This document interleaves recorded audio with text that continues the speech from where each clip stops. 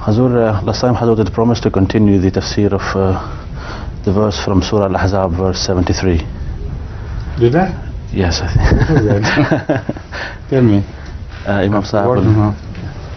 It was about the Amanah and Kana Zaluman Jahula. Inna aratna al-Amanah. That's right.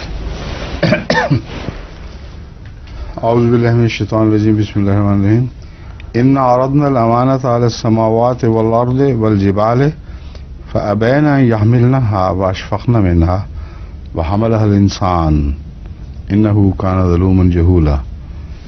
This is the verse. People, I mean not ordinary people, but great scholars are also a bit perplexed about the style of this verse, because as you read it on, it evidently leads you to Hazrat Muhammad Rasulullah sallallahu alaihi wasallam. He is the one who can be referred to in the Quran as Al-Insan, the perfect man. He is the one who has the potentials of carrying the biggest load which no other prophet could carry, the load of the last perfect Sharia. So far so good, but when they reach the last bit, innahu kana zaluman jahula, they're shattered, they begin to tremble. How could this apply to Hazrat Muhammad Rasulullah sallallahu alaihi wasallam? So to wriggle out of this, they in fact withdraw all the tribute which they thought was given to Hazrat Muhammad sallallahu alaihi wasallam, and they turn the entire meaning of this verse to such an ordinary something which takes the glory out of this verse. They say it means that the heavens and the earth and the mountains were wise,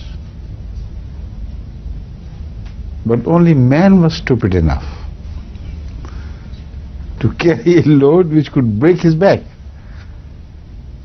It does not at all belong to the Holy Quran, this statement, which presents the insan as the most ultimate perfected form of life on earth.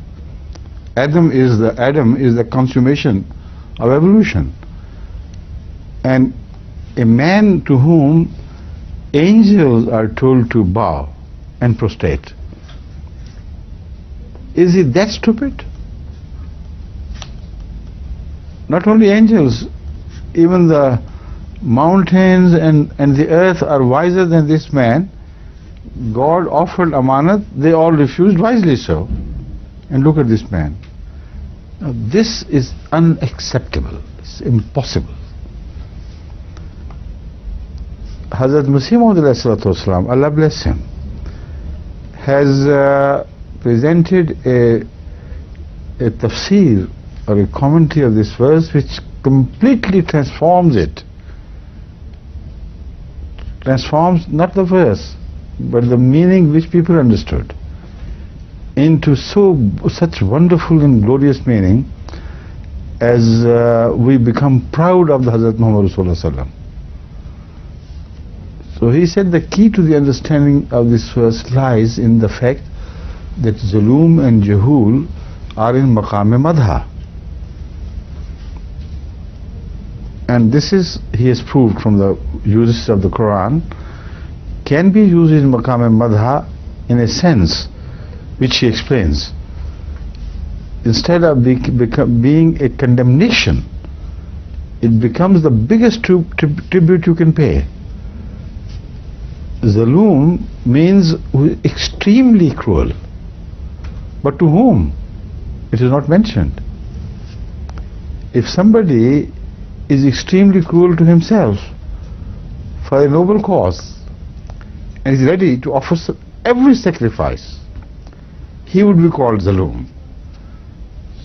So by reminding us that it is the application of the word Zulum which will decide the meaning.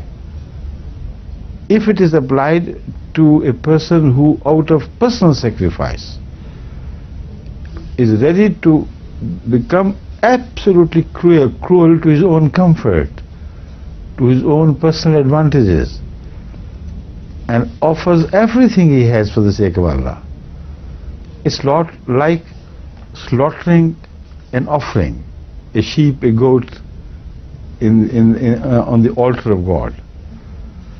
So if somebody slaughters his own soul, his own person, he becomes azib azim. So it is that which this holy verse refers to. Everybody refused, and rightly so, because they were not capable of it. Look at the perfect man. He came forward and carried the load. But it was so because he was ready to sacrifice everything in this cause. He was ready to be extremely cruel to himself.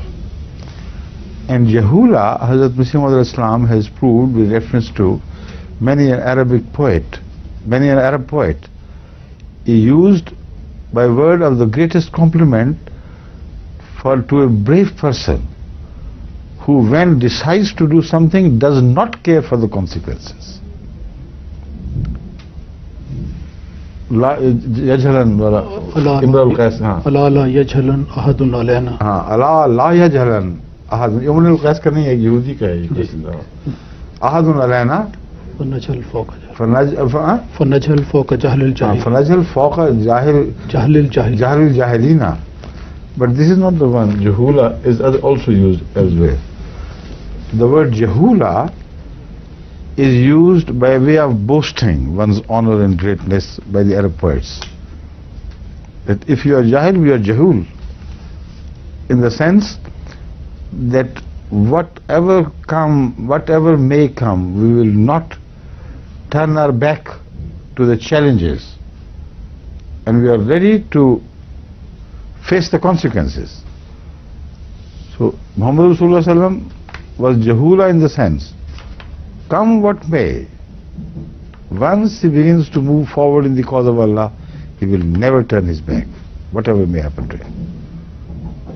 This is exactly what Muhammad Rasulullah was. This is exactly what Muhammad Rasulullah is and shall always be. So this is the most beautiful compliment paid by the Holy Quran to Hazrat Muhammad Rasulullah, which has unfortunately been tarnished into something. It is so commonplace. In fact, it becomes a censure when you read it from the pen of the other commentators. It's not a compliment anymore, it is a censure. This is what I wanted to add, right? Have you got everything? Yes. MashaAllah.